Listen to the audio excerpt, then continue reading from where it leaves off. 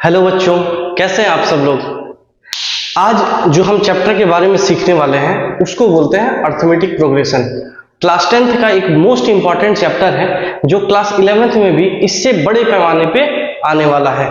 तो इसीलिए class 10th का ये चैप्टर को बहुत इंपॉर्टेंस देके सीखा जाता है और ये बहुत सारे चैप्टर्स को रिलेट कर सकता है, जैसे आपका परमुटेशन कॉम्बिनेशन हो गया या फिर आपका बाइनोमियल थ्योरम होगा। बहुत सारे चैप्टर से ये सवाल बनते हैं इसके थ्रू। ठीक है, तो आज हम चलते हैं और ये जानेंगे कि अर्थमेटिक प्रोग्रेशन होता क्या है। सबसे मोस्ट इंपॉर्टेंट होता है कि जब हम चैप्टर्स को पढ़ते हैं तो आखिर उसका मतलब क्या होता है ये समझना। मैं हमेशा हर वीडियो को यहीं से स्टार्ट करता हूं।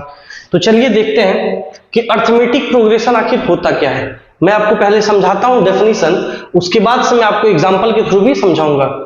लिखा है it is a sequence of numbers. ये एक ऐसा नंबर्स का सीक्वेंस होता है obtained by adding a number to the preceding term, जिसमें हम एक एक नंबर को उसके आगे वाले नंबर में जोड़ते जाते हैं starting from the first term, पहले टर्म से, such that the difference between each consecutive term, जो डिफरेंस आएगा वो बिल्कुल क्या होना चाहिए, सेम होना चाहिए। तो देखिए ये कह क्या रहा है, मैं एग्जांपल से बता देता हूं आपको।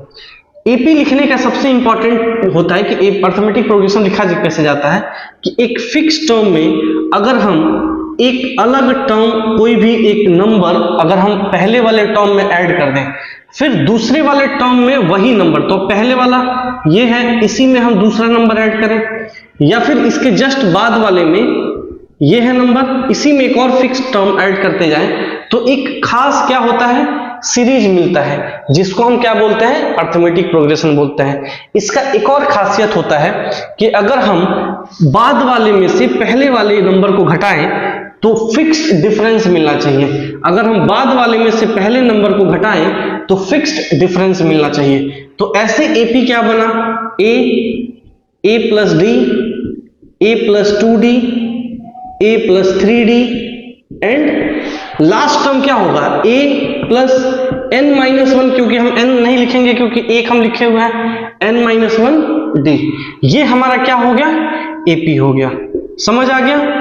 कॉमन डिफरेंस कैसे फाइंड करते हैं या होता क्या है, जो अभी मैंने बोला था कि इनके बीच में हमेशा जो डिफरेंस होता है वो सेम होता है। इसका क्या मतलब होता है, बाद वाले टर्म में से अगर मैं पहले वाला टर्म माइनस कर दूं, तो a प्लस डी में से मैं पहले वाला टर्म माइनस कर दूं तो क्या बच रहा है, d बच रहा है। क्या आया, d। अगर मैं इसके बाद वाले में से भी पहले वाला माइनस कर दूंगा तो a प्लस 2d में से माइनस करना हमें a प्लस डी, तो कितना हो जाएगा, a plus 2d minus a minus D, ये खत्म। 2d माइनस डी कितना होता है, d। हर एक बाद वाले टर्म में से अगर हम पहले वाला टर्म को माइनस करेंगे तो यही फिक्स्ड नंबर बचता है, और इस नंबर को हम क्या कहते हैं, कॉमन डिफरेंस। क्या कहते हैं इस नंबर को, कॉमन डिफरेंस बोलते हैं। बहुत ही सिंपल है ये चैप्टर, अगर आप ध्यान से समझेंगे तो हर एक टर्म को बारीकी से आप समझ सकते हैं, सीख सकते हैं। समझ आ गया। तो एपी का जो डेफिनेशन है, अब आप क्लियरली इस एग्जांपल से समझ चुके हैं कि इट इज द सीक्वेंस, एक ऐसा सीक्वेंस का नंबर होता है जो क्या होता है, adding a number two the preceding term. हम आगे वाले टर्म में एक फिक्स नंबर को जोड़ते जाते हैं और सीरीज मिलता जाता है। इसमें एक खास बात होता है कि अगर हम कंसेक्यूटिव टर्म को चूज करें, जैसे इन दोनों को, पहले वाले में से हम बाद वाले को माइनस करें, बाद वाले में से पहले वाले को माइनस करें, तो फिक्स्ड एक नंबर मिलता है जिसको हम क्या बोलते हैं, कॉमन डिफरेंस बोलते हैं। इसी को हम बोलते हैं अर्थमेटिक प्रोग्रेशन। अब मैं आपको एग्जांपल से समझाता हूं इसी चीज को, आप ध्यान से देखिए। मान लीजिए कि मैंने एक एपी लिखा, ठीक है, 2 4 6 8 10 12 एंड सो ऑन 80 तक। ठीक है, मान लीजिए हमने एक ऐसा सीक्वेंस लिखा। ये एपी है, ये कैसे पता करेंगे, कोई भी सीक्वेंस एपी में है ये कैसे पता करते हैं, ये बहुत जरूरी होता है सवाल क्लास 10th के लहजे से। तो पता करने के लिए सबसे बेसिक जो चीज होता है पता करने के लिए, आप बाद वाले टर्म में से पहले वाले टर्म को क्या करेंगे, माइनस करेंगे, तो 4 माइनस 2 कितना होगा, 2। ऐसे ही कोई भी बाद वाला टर्म में से पहले वाले टर्म को माइनस करेंगे, 10 माइनस 8 कितना हो गया, 2। ऐसे ही कोई भी बाद वाला टर्म को पहले वाले टर्म से माइनस करेंगे, 6 माइनस 4 कितना हो गया, 2। तो ये जो 2 2 2 बचते जा रहा है, इनके बीच में कॉमन डिफरेंस क्या है, कॉमन डिफरेंस वो कितना है 2 है। तो जब भी किसी सीरीज के बीच में कॉमन डिफरेंस फिक्स मिलता है तो हम उस सीरीज को क्या बोलते हैं, अर्थमेटिक प्रोग्रेशन बोलते हैं। समझ आ गई बात। एक और एग्जांपल से अगर मैं आपको सिखाऊं तो एपी होता क्या है आप समझ जाइए। जैसे मान लीजिए कि नंबर स्टार्ट हो रहा है 0.5 से, फिर हुआ 1, फिर हुआ 1.5, 2, 2.5 एंड सो ऑन। ठीक है, मान लेते हैं कि इसको A1, इसको मान लेते हैं A2, इसको मान लेते हैं A3, इसको मान लेते हैं A4, इसको मान लेते हैं A5 and dash dash dash. Common difference कैसे फाइंड करते हैं? कॉमन डिफरेंस फाइंड करने का जो फॉर्मूला होता है, कॉमन डिफरेंस फाइंड करने का जो फॉर्मूला होता है वो कंसेक्यूटिव टर्म में से बाद वाला A2 में से हम क्या करेंगे, A1 को माइनस कर देंगे तो क्या बचेगा, D बचेगा। हमेशा ये चीज का ध्यान रखिएगा कि कॉमन डिफरेंस जब भी फाइंड करना होगा तो जस्ट बाद वाले टर्म में से पहले वाले टर्म को हम क्या करेंगे, माइनस कर देंगे। कितना इजी है ये चीज, देखिए। अब इसमें से ये तो कॉमन डिफरेंस हो गया, ये जो पहला टर्म है ना, ये जो फर्स्ट टर्म है इसको बोलते हैं हम फर्स्ट टर्म, और इसको हम ए से डिनोट करते हैं। समझ आ गया? कॉमन डिफरेंस को हम डी से डिनोट करते हैं। तो ये पूरा जो सीरीज है वो एपी कहलाता है। बिल्कुल सिंपल है, आप अच्छे तरीके से इसको नोट कीजिए, समझते चलिए एक एक चीजों को।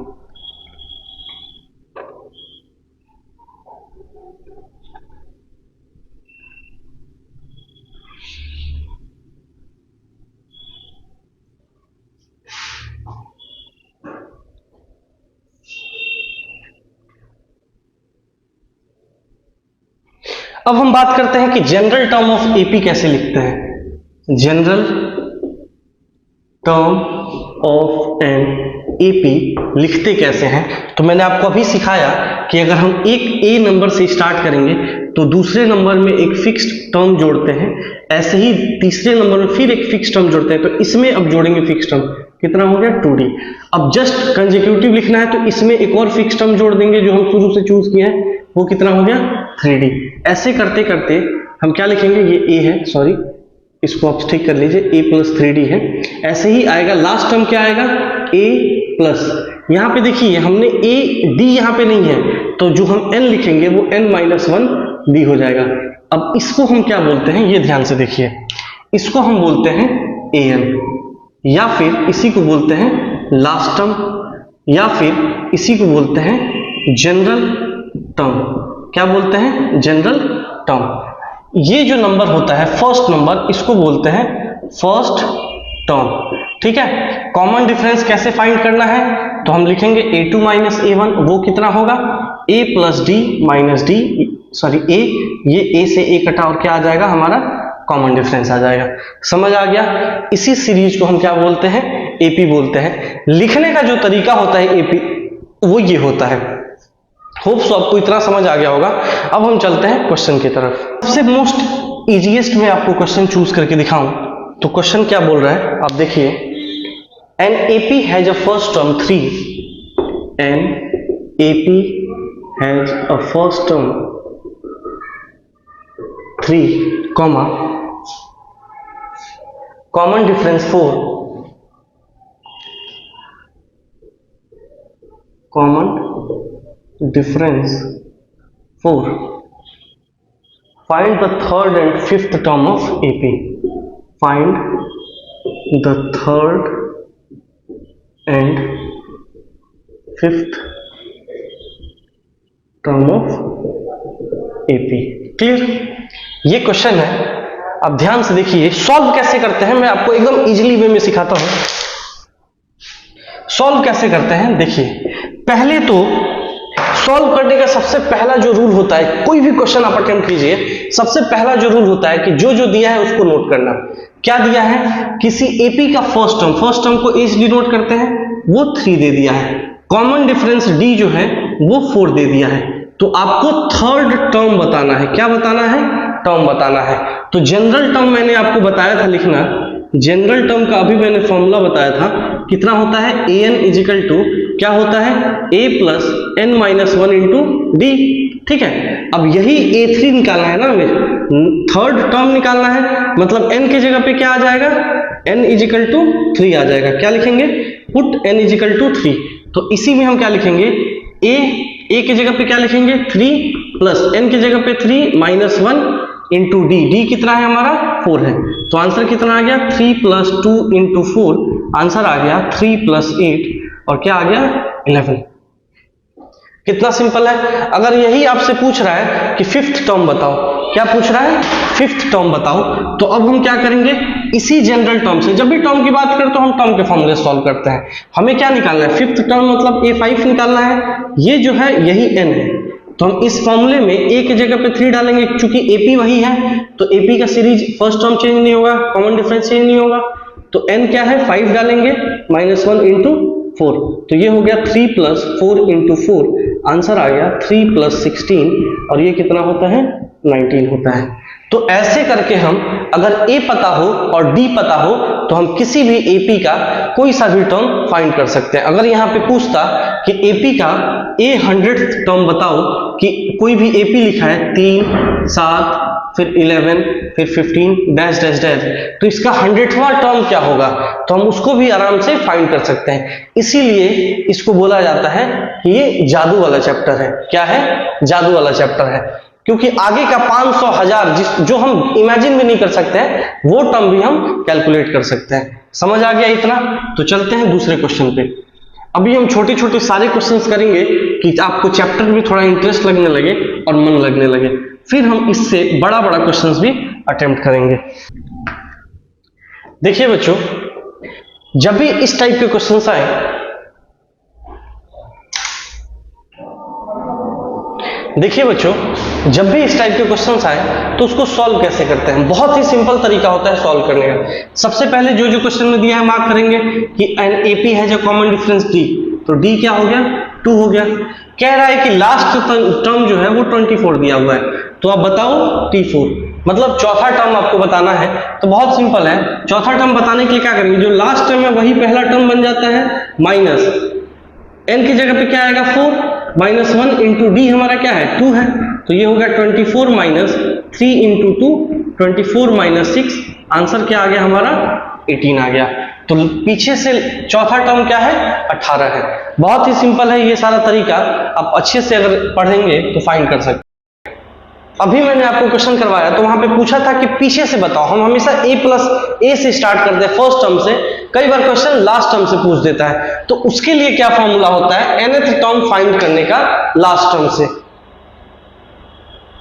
वो होता है an is equal to l minus n minus 1 into d. हमेशा इस फॉर्मूले को ध्यान रखिए, हालांकि बुक में तो नहीं देता है, ये तो कॉमन सेंस लगा के निकाल सकते हैं आप, बट डायरेक्ट फॉर्मूला भी होता है कि जब लास्ट से पूछे कि nth टर्म क्या होगा तो आप इस तरीके से फाइंड कर सकते हैं। कुछ चेंज नहीं होता है, यहाँ पे फर्स्ट टर्म आता है तो लास्ट टर्म से रिप्लेस कर दीजिए, बस यहाँ पे प्लस आता है उसको माइनस से रिप्लेस कर देना है, ये बेसिक फॉर्मूला है। अब हम AP तो पढ़ लिए कि टर्म्स कैसे फाइंड करते हैं, अब हमारा जो मोस्ट इंपॉर्टेंट एक फॉर्मूला होता है वो होता है sum of n term of N AP, sum of n terms of N AP। जैसे मान लीजिए कोई एक AP दिया है a plus d, a plus 2d, a plus 3d so on, और लास्ट टर्म क्या होता है a plus n minus 1 into D, इसी को क्या बोलते हैं हम लास्ट टर्म बोलते हैं। यहां तक समझ आ गया, इसको हम क्या बोलते हैं लास्ट टर्म बोलते हैं। तो Sn निकालने का फॉर्मूला होता है, इन सबको अगर हम प्लस करना चाहें तो हम आसानी से प्लस कर सकते हैं। तो इन सबका प्लस निकालने का तरीका होता है n बाई 2, मतलब number of term divided by 2, फिर ब्रैकेट आएगा 2 into first term 2a plus number of term minus 1 into D. Clear हो गया, ये हमारा एक जनरल फॉर्मूला है किसी भी AP का सम निकालने का। इसको हम एक और कैटेगरी में बांट सकते हैं, अगर आपको सिर्फ फर्स्ट टर्म दिया हो, फर्स्ट टर्म गिवन हो एंड लास्ट टर्म गिवन हो, ठीक है, लास्ट टर्म गिवन हो, तो इसी फॉर्मूला को रिड्यूस करके एक और फॉर्मूला बनता है Sn is equal to n by 2। 2a को हम क्या लिख सकते हैं a plus n minus 1 into d. तो यहां से फॉर्मूला जो नया बना वो बना n बाई 2 ब्रैकेट में a प्लस, ये पूरा जो है वो क्या है, अब ध्यान देखिए, वो an का फॉर्मूला है और an को ही हम क्या लिखते हैं लास्ट टर्म में लिखते हैं। तो जो नया फॉर्मूला बना ये बहुत इंपॉर्टेंट है। कभी कभी आपको ये देता है कि क्वेश्चन में कि फर्स्ट टर्म इतना है और लास्ट टर्म इतना है, तो बताइए कि सम ऑफ एपी कितना होगा, तो तब हम n/2 ब्रैकेट में a प्लस एल से कैलकुलेट करते हैं। तो ये पूरा था आपका क्लास 10th लेवल का अर्थमेटिक प्रोग्रेशन। इसके बाद ये बहुत छोटा सा टॉपिक है, बहुत छोटा सा थ्योरी है, बट इस पे नंबर ऑफ प्रॉब्लम्स की वैरायटी जो होती है वो बहुत बड़ी होती है। बहुत number of problems different type के आप देखने को मिलेंगे। तो हम एक एक करके क्वेश्चन को थोड़ा प्रैक्टिस कर लेते हैं ताकि आपको भी अच्छा लगे ये चैप्टर और आपको ये अंदाजा लग जाए कि कैसे इस चैप्टर से क्वेश्चंस पूछे जाते हैं।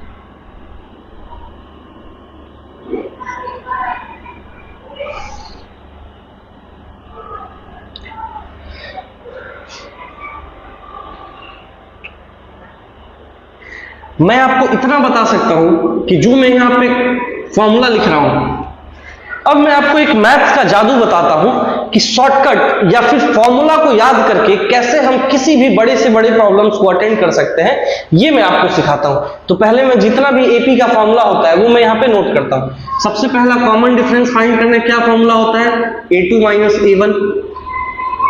an फाइंड करने क्या फॉर्मूला होता है, a plus n minus 1 into D. ये हमारा जनरल टर्म फॉर्मूला है, ठीक है।